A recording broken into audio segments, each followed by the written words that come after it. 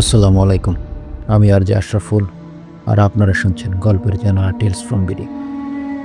নদীর গভীরে হারিয়ে যাওয়া কিছু গল্প কখনো কখনো ফিরে আসে ঢেউয়ের সাথে। আপনি কি কখনো মাঝরাতে শীতলক্ষার তীরে দাঁড়িয়ে দেখেছেন কুয়াশার মধ্যে ভেসে আসছে একটা অচেনা লঞ্চ? কিন্তু যখন কাছাকাছি আসতে চান তখনই সেটা ধোঁয়ার মতো মিলিয়ে যায়।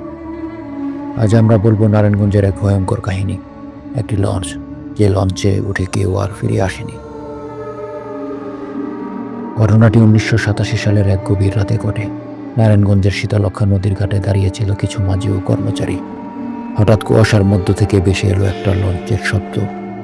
লোকজন অবাক হয়ে গেলেন, কারণ এত রাতে কোনো লঞ্চ আসার কথা ছিল না। ধীরে ধীরে লঞ্চটি ঘাটের দিকে এগিয়ে এলো, কিন্তু অদ্ভুত ব্যাপার হলো, কেউ কোনো শব্দ করছে না, কোনো আলো জ্বলছে না। একজন সাহস করে এগিয়ে গিয়ে দেখলেন লঞ্চের গায়ে বড় বড় কেটে যাওয়ার দাগ আর রং উঠে গেছে।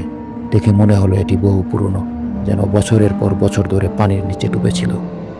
আর তারপর হঠাৎ এক মাঝি চিৎকার দিয়ে বললেন, এই লঞ্চ তো 1977 সালে ডুবে গিয়েছিল, এ কিভাবে আবার এলো? এবার সবাই পেছনে সরতে লাগলেন, কিন্তু তখনই লঞ্চের ভেতর থেকে শোনা গেল কান্নার আওয়াজ, এক নারীর করুণ আর্তনাদ।